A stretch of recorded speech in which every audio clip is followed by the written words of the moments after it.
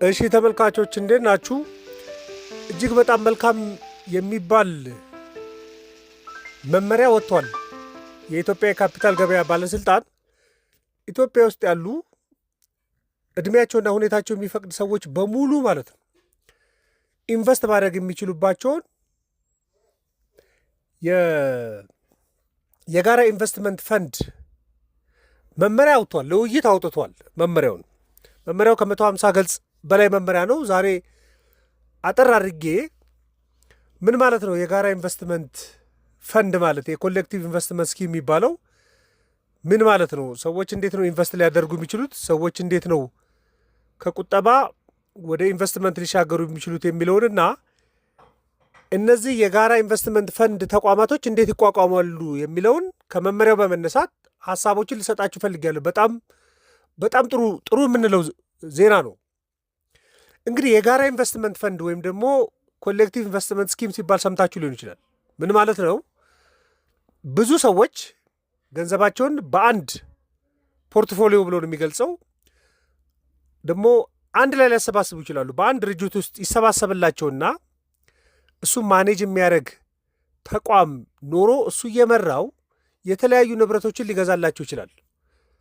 ንብረቶቹ ደግሞ የባንክ ዲፖዚት ሊያደርግላቸውና ኢንተረስት ሬት እንዲያገኙ ሊያደርግ ይችላል። ቦንድ ገዝቶ ኢንተረስት ሬት እንዲያገኙ ሊያደርግ ይችላል። ስቶክ ገዝቶ ኢንተረስት ሬት እንዲያገኙ ሊሆን ይችላል። ሪል ስቴት ላይ ተሳትፎ የሚገኘው ትርፍ ላይ ክፍፍል እንዲያገኙ ሊሆን ይችላል። አንዳንድ ኢንቨስትመንቶች ላይ ተሳትፎ ትርፍ እንዲያገኙ ማድረግ ሊሆን ይችላል። ይሄ እንደ አክሲዮን ማለት አይደለም። አክሲዮን ማለት የሆነ ድርጅትን የተወሰነ ድርሻ መግዛት ማለት ነው። ለምሳሌ የአዋሽ ባንክን ሄዳችሁ አክሲዮን ብገዙ በ10 ሺህ ብር 0.000 የሚባል ፐርሰንታይል የአዋሽን ድርሻ ገዛችሁ ነው የሚባለው። ይሄኛው ግን እንደዛ ማለት አይደለም። ከብዙ ሰዎች አሰባስቦ እሱን ኢንቨስት አድርጎ የሚገኘውን ትርፍ ማካፈል ማለት እና ጥቂት ገንዘብን ወደ ኢንቨስትመንት ማሻገር ነው ይባለው። ግን ንግዱን የሚያነሳሳውና የሚያቋቁመው የፈንድ አከናዋኝ የሚባል አለ፣ ፈንድ ማኔጀር የሚባል ግን ብቻውን አይደለም። በቃ ህጋዊ የሚሆነው የንብረት ጠባቂ የሆነ ባንክ፣ ገንዘባችሁን ፕሮቴክት የሚያደርግ ባንክ መኖር አለበት። ባንኩንና የፈንድ አከናዋኙን ደግሞ ስራዎች በገለልተኝነት ደግሞ ማኔጅ የሚያደርግ ደግሞ ቦርድ በጋራ ሲቀናጁ ማለት ነው። ስለዚህ በኢትዮጵያ የካፒታል ገበያ መመሪያ መሰረት ይሄ የጋራ ኢንቨስትመንት ፈንድ የሚባለው ይሄ ስራውንና ንግዱን የሚያቋቁሙ አካላትን ድርሻ የሚሰጥ መመሪያ ወጥቷል። በቀላሉ አገልግሎቱን ልንገራችሁ። የእነዚህ የፈንድ ማኔጀሮች እንዴት ይደራጃሉ ከሚለው በፊት ለምሳሌ ኢንቨስተሮች፣ ግለሰቦች፣ ማንኛውም የሚሆኑ ሰዎች አንድ የሚቋቋም ፈንድ ቢኖረ በቃ ዝም ብሎ አባይ የሚባል የሆነ ፈንዲንግ ተቋም ቢኖር ሊደራጅ ይችላል። የሆኑ ሰዎች ብድግ ብለው ሊያደራጁ ይችላሉ። በኋላ ገልጽላቸዋለሁ ብቃት ያላቸው እንዴት የሆኑ ሰዎች መሆን እንዳለባቸው። ተደራጀ ብላችሁ አስቡት እና ኢንቨስት የሚያደርጉ ባለሀብቶች፣ ግለሰቦች ገንዘብ ያሰባስባሉ እና ይሄ ፈንዱን አከናውናለሁ፣ ስራዎችን እሰራለሁ ብሎ የሚደራጀው ፈንዲንግ ተቋም ገንዘቡን ያስተዳድራል፣ ገንዘቡን ያንቀሳቅሳል። ግን ያ ገንዘብ ደግሞ ንብረት ጠባቂ ደግሞ ከስተዲያ የሚባል ባንክ አለ። አንዱ ባንክ ጋር ውል ይፈራረምና የሁላችሁም ገንዘብ እዛ ነው የሚቀመጠው። ገንዘቡን እሱ ይጠብቃል። ፈንድ አከናዋኙ ደግሞ ስራዎችን ያስተዳድራል። የትኞቹ ላይ ኢንቨስት ብታደርጉ ጥሩ ነው የሚለው ይመርጣል። ኢንቨስት ያደርግላቸዋል። የሚገኘውን ትርፍ እንድትወስዱ ያደርጋል። ጠቅላላ ስራውን ደግሞ ቦርድ ያስተዳድራል። እንደዚህ አይነት ሞዴል የሚያስፈልገው ምንድን ነው? አንድ አካል ብቻ እንዳይቆጣጠር ነው። ሪስክ ኮንትሮል ለማድረግ ማለት በቃ የሶስቱን መቀናጀት የሆነ ፈንዲንግ ተቋም ባለቤት እንድትሆኑ ያደርጋቸዋል። ለምሳሌ በቃ ኢትዮጵያ ግሮዝ ፈንድ የሚባል አንድ ተቋቁሟል ብላችሁ አስቡ እና በኢትዮጵያ የካፒታል ገበያ ረቂቅ መመሪያ ላይ የቀደመው መመሪያ ላይ አትሊስት 10 ሚሊዮን ብር መሆን አለበት ይላል ካፒታሉ እና ኢትዮጵያን ግሮዝ ፈንድ የሚባል አንድ ፈንድ ተቋቋመ ብላችሁ አስቡ እና 1,000 ሰዎች ግለሰቦች ወይ ባለሀብቶች 10 ሺህ ብር አዋጡ ብላችሁ አስቡ እና 10 ሚሊዮን ብር ተሰበሰበ። 10 ሚሊዮን ብር ተሰበሰበ። ስለዚህ ይሄንን ኢትዮጵያ ግሮዝ ፈንድ የሚባለውን ፈንድ ያከናውናል ብላችሁ ፈንድ ማኔጅ ያደርጋሉ ተብሎ የተቋቋሙት ድርጅቱ ውስጥ ያሉ ሰዎች ወይ ደግሞ ድርጅቱ ይሄንን 10 ሚሊዮን ብር አሎኬት ያደርጋል ምናልባት በ40% በዚህ በ4 ሺህ ብሩ በ4 ሚሊዮኑ ወይ ደግሞ በ40% የመንግስት ቦንድ ሊገዛበት ይችላል። 3 ሚሊዮኑን ምናልባት 30%ን ደግሞ የሆነ ጥቃቅንና አነስተኛ የብድር ተቋማቶች ላይ ደግሞ ዲፖዚት ሊያደርገው ይችላል። ኢንተረስት ሬት ጥሩ ያለበትን ፈልጎ ምናልባት ደግሞ 2 ሚሊዮኑን ወይ ደግሞ 20%ን ደግሞ በፊክስድ አካውንት ከፍተኛ ኢንተረስት ሬት የሚከፈልበት የባንክ ዲፖዚት ላይ ሊያደርገው ይችላል። ምናልባት ደግሞ 10%ን ደግሞ አንድ በጅማሮ ላይ ያለ ኢንቨስትመንት ላይ ኢንቨስት ሊያደርገው ይችላል። ወይ ደግሞ ሪል ስቴት ላይ የሚሳተፍ ተቋም ላይ ኢንቨስት ሊያደርገው ይችላል። እንደዚህ አድርጎ አሎኬት ያደርገዋል እና ከአንድ ዓመት በኋላ ምናልባት ቦንድ የገዛበት የዓመት ቦንድ ከሆነ የተገዛ ምናልባት 12% ሪተርን ሊያገኝበት ይችላል። ብድርና ቁጠባ ላይ ያስቀመጠው ደግሞ ምናልባት እስከ 18% ኢንተረስት ሬት ሊያገኝልበት ይችላል። በጊዜ ገደብ ቁጠባ ያስቀመጠው ደግሞ እስከ 10% ሊገኝበት ይችላል። አንድ ትንሽ ቢዝነስ ላይ ኢንቨስት አድርጎበት ደግሞ እስከ 5% ሊያገኝበት ይችላል። በድምሩ አማካዩን ከወሰዳችሁ 15% የሚያክል ሪተርን ልታገኙ ትችላላችሁ። ስለዚህ 10 ሺህ ብር ያዋጣው ሰው 1500 15% ብንል እንኳን 1500 ብር ትርፍ ያገኛል። ጠቅላላ ያለው ሀብት በ10 ሺህ ብር ጀምሮ 11500 ብር ላይ ሊደርስ ይችላል እንደማለት ብላችሁ አስቡት። ግዙፍ በሆኑ ቁጥር ትልልቅ ኢንቨስትመንቶች ውስጥ እየገባ ትልልቅ ትርፍ አላቸው የሚባሉ ኢንቨስትመንቶች ውስጥ እየገባ የሚገኘው ትርፍ ላዋጡት ሰዎች ይከፋፍላቸዋል ማለት ነው። ምን አይነት ኢንቨስትመንቶች እንደሆኑ ከመመሪያው ላይ ያለውን አቅርብላቸዋል። ስለዚህ መጀመሪያ የፈንድ አከናዋኝ የሚባለው መዋቀር አለበት። ፈንዱን በዋናነት የሚያቋቁመው ኢንቨስትመንት ስትራቴጂውን የሚቀይሱት ከኢትዮጵያ ካፒታል ገበያ ባለስልጣን ጋር ፍቃድ የሚወስደው በባለሙያ የሚመራ የኢንቨስትመንት አስተዳደር ኩባንያ መመስረት አለበት።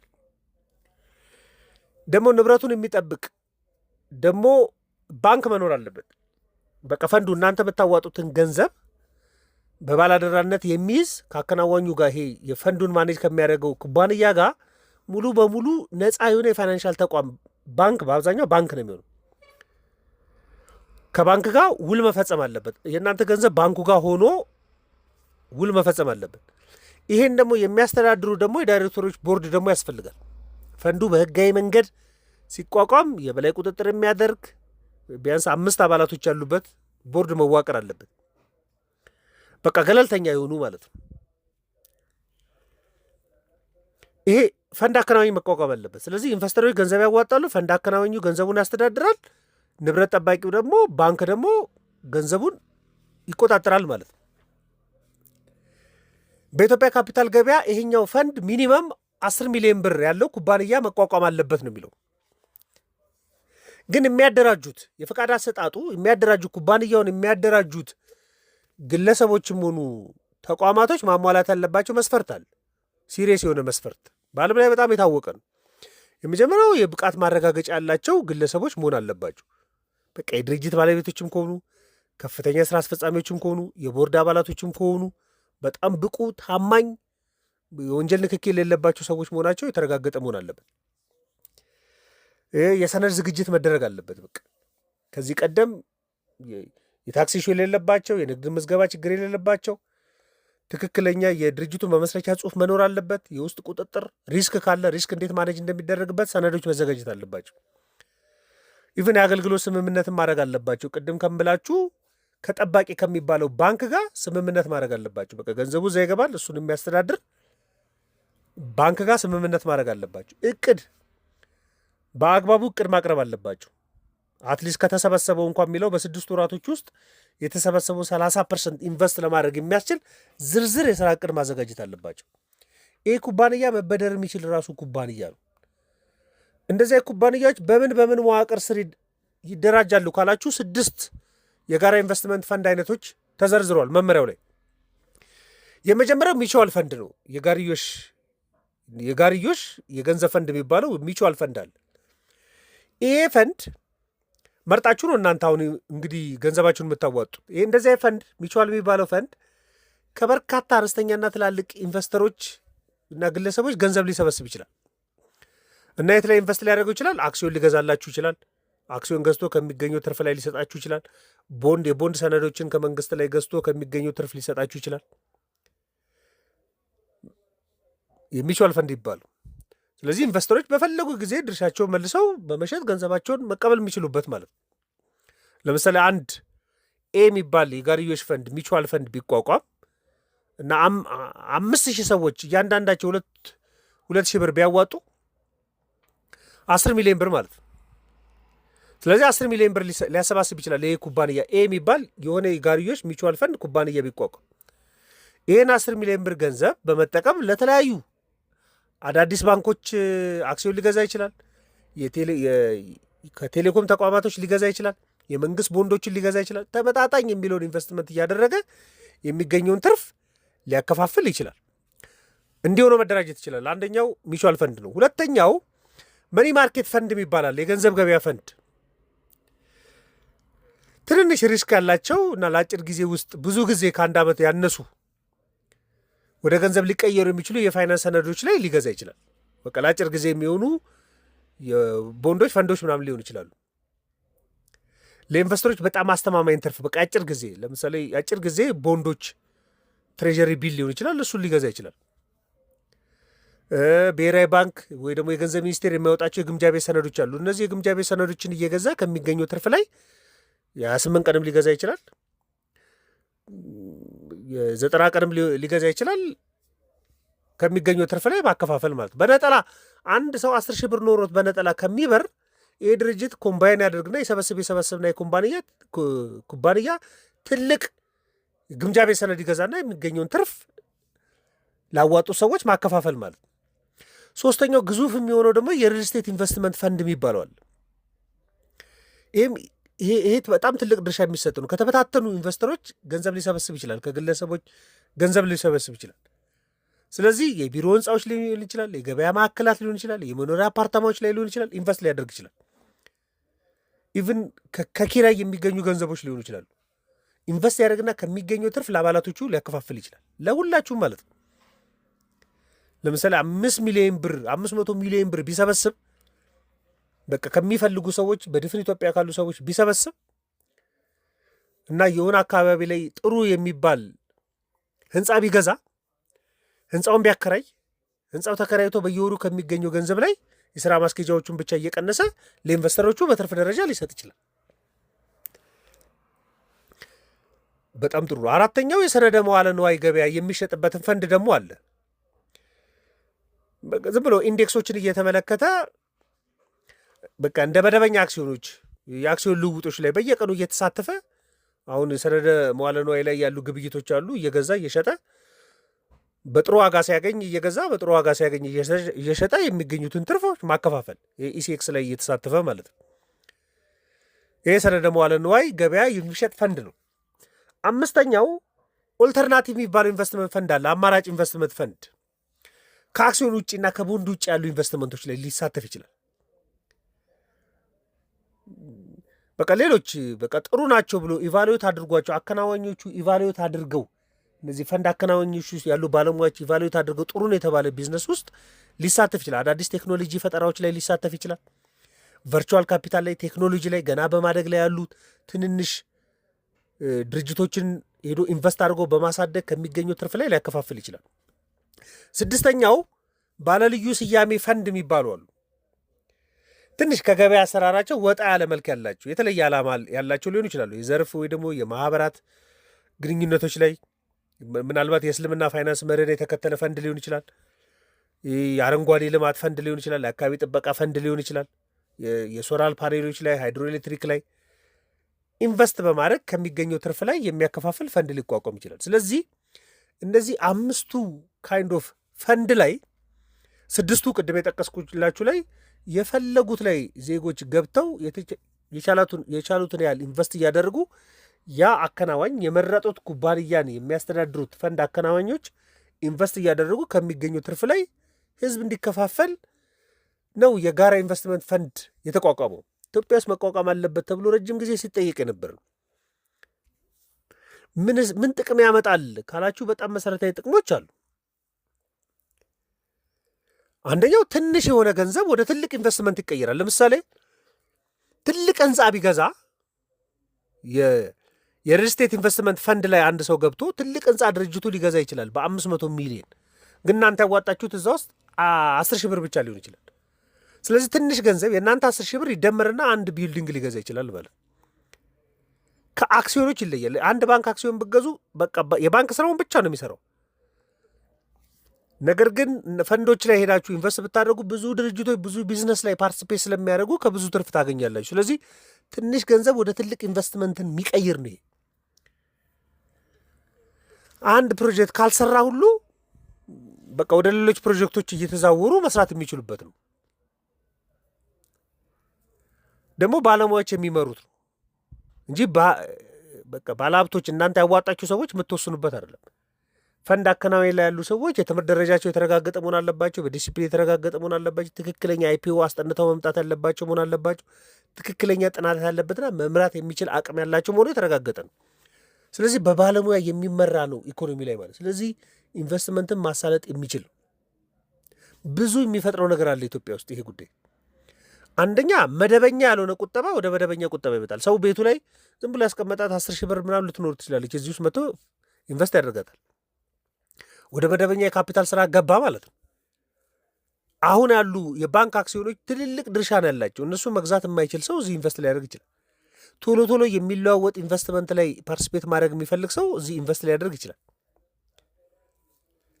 ብዙ ተስፋ ያላቸውን ኢንቨስትመንቶች እያየ መሳተፍ ይችላል። ስለዚህ መደበኛ ያልሆኑ ቁጠባዎች ወደ መደበኛ ካፒታል ስርዓት ውስጥ እንዲመጣ ያደርጋል።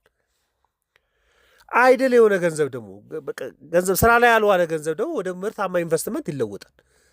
ትልቅ ካምፓኒ ሊገዛ ይችላል። ትልቅ ሪል ስቴት ሊገዛ ይችላል። በጣም ግዙፍ የሚቹዋል ፈንድ ካፒታል ሊሰበሰብ ይችላል። በጣም ብዙ የሪል ስቴት ኢንቨስትመንት ላይ በከፍተኛ ሊሳተፍ ይችላል። የጋርዮሽ የሚባለው ሚቹዋል ፈንድ ላይ የገንዘብ ገበያ ላይ በጣም ሊሳተፍ ይችላል።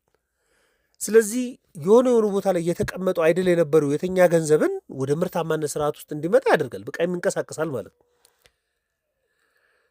ባንክ ላይ ብቻ የተመሰረተው ስርዓት ወደ ካፒታል ገበያ እንዲዞር ያደርጋል። ሰው ዝም ብሎ ባንክ ላይ አስቀምጦ ገንዘቡን በአመት ትንሽ የኢንተረስት ሬት እየጠበቀ ሊኖር ይችላል። ደግሞ ኢንተረስት ሬትም ላያስብ ዝም ብሎ ሊያስቀምጠውም ይችላል።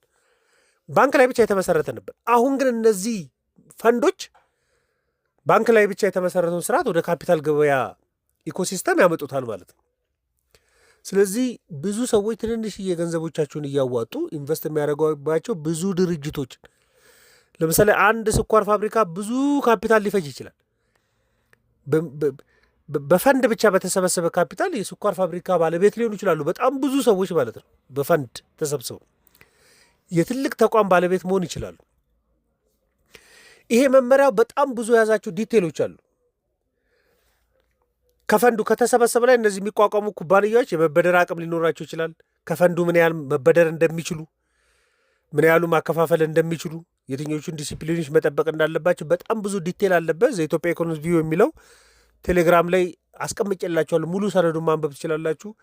የኢትዮጵያ ካፒታል ገበያ ባለስልጣንም ለውይይት እንዲሆን ብሎ ነው የለቀቀው። እኔ ሃይላይቱን ነግሬያቸዋለሁ። እናንተ ደግሞ በደንብ ልታዳብሩ ትችላላችሁ። ግን በቀጣይ በጣም ብዙ የኢንቨስትመንት አማራጮች እንዳሉ ነው የሚያሳየው። ካፒታል ገበያው ተከፍቷል። ካፒታል ገበያው ላይ መሳተፍና ብቁ የሆኑ ሰዎች እዛ ይሳተፋሉ። አሁን ደግሞ የኮሌክቲቭ ኢንቨስትመንት ስኪም ደግሞ አሁን እየተከፈተ ነው። እዛ ላይ ደግሞ መሳተፍ የሚችሉ ሰዎች እንዲሳተፉ እድል የሚሰጥ ነውና እኔ በጣም መልካም ዜና እንደሆነ ነው። የኢንቨስትመንት ምህዳሩን በጣም መለወጥ የሚችል እርምጃ እንደሆነ ነው ማስበው። ማንኛውም ሀሳብ አስተያየት ካለን ልትልኩልኝና ልናወራበት እንችላለን። ለነበረን ቆይታ በሙሉ ከልብ አመሰግናለሁ። መልካም ቀን።